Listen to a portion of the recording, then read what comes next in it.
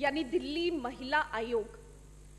और आयोग का सीधा सीधा मतलब होता है जोड़ना।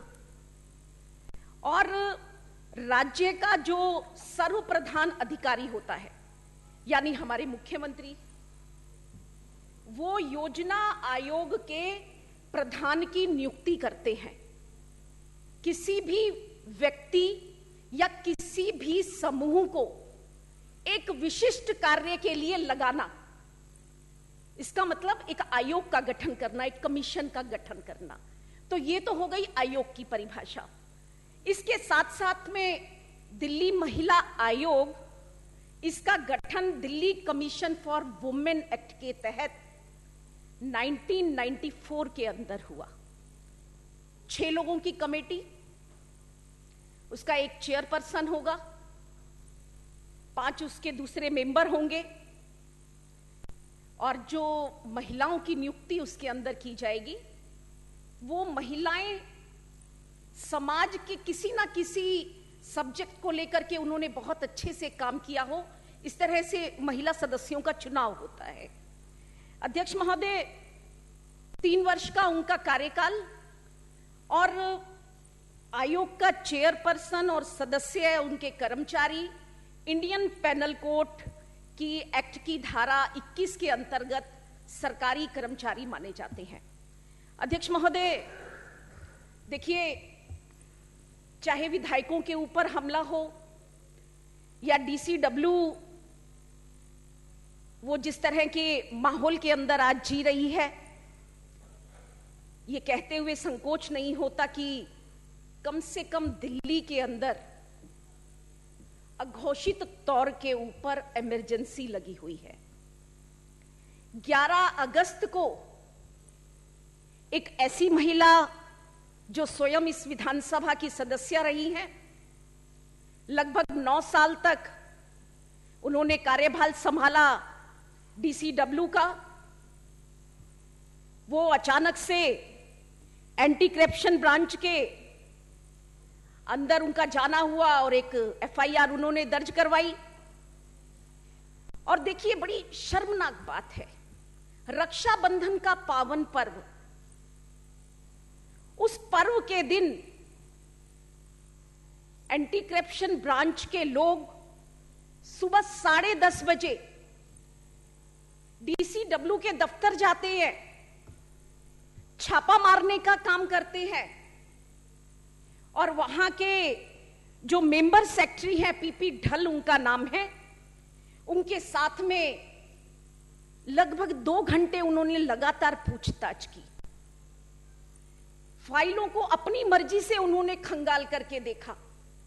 अध्यक्ष महोदय, सीधा सीधा बरखा सिंह जी का आरोप है कि बहुत सारी भर्तियां हुई हैं डीसीडब्ल्यू में, वो गैर कानूनी तरीके से भर्तियां हुई हैं।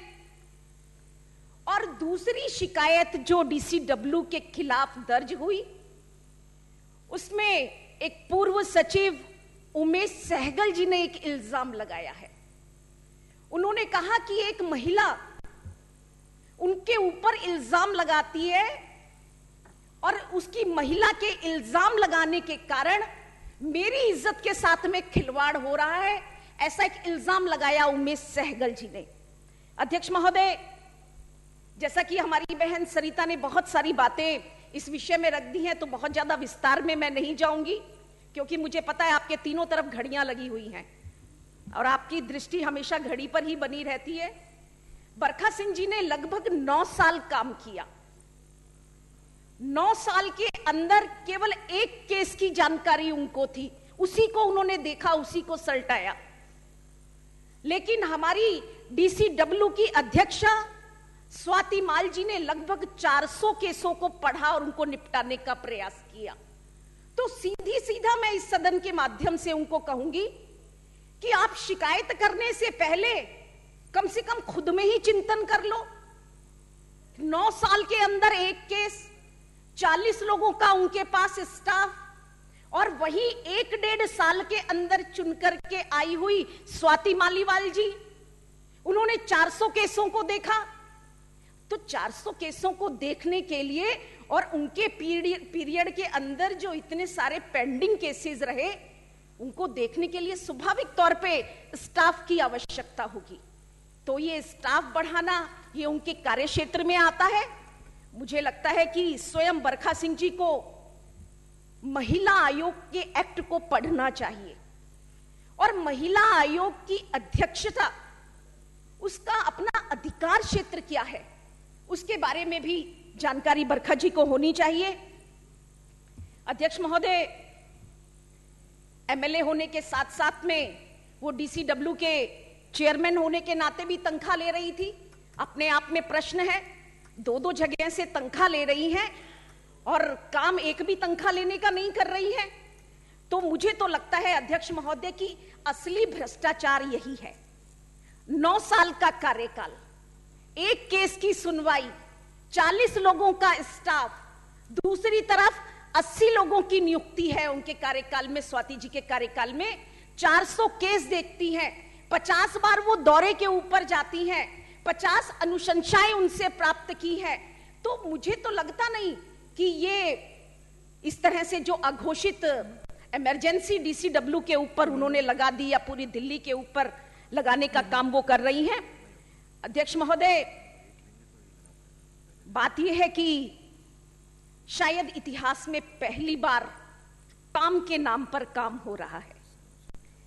बहुत सारे लंबित मामलों को डीसीडब्ल्यू के चेयरमैन महोदय ने देखा है। इस समय पूरी दिल्ली के अंदर लगभग 181 हेल्पलाइन काम कर रही हैं पूरी दिल्ली के अंदर, और जितनी भी नियुक्तियां हुई हैं वो डिमांड के आधार पर हुई हैं, मांग के आधार पर वो नियुक्तियां की गई हैं। और जब वो नियुक्तियां की हैं तो नियुक्ति की प्रक्रिया क्या होनी चाहिए, उसके क्या क्या कानून नियुक्ति करते समय लागू होते हैं, उस नियुक्ति के कानून कायदों के अंतर्गत रह करके ही उन पदों को भरा गया है। अध्यक्ष महोदय, 22 डेफिनेटली सर, 22 गाड़ियां पूरी दिल्ली के अंदर डीसीडब्ल्यू की चल रही हैं।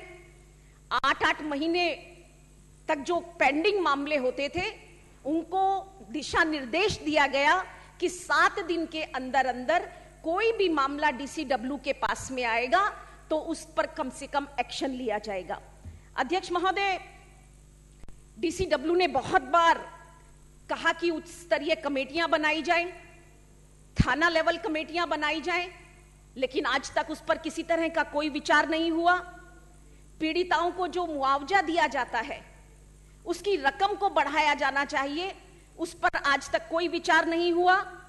और देखिए, डीसीडब्ल्यू ने पिछले 10 महीने के अंदर अंदर लगभग 54 थानों को 82 नोटिस दिए हैं, और सुप्रीम कोर्ट की गाइडलाइन के अनुसार अगर थाने के अंदर कोई भी रेप का केस आता है तो वो सबसे पहले रेप क्राइसिस सेल बना हुआ है, उसके अंदर वो उस केस को भेजेंगे, लेकिन पुलिस की तरफ से इस तरह की कोई कार्रवाई नहीं की जाती।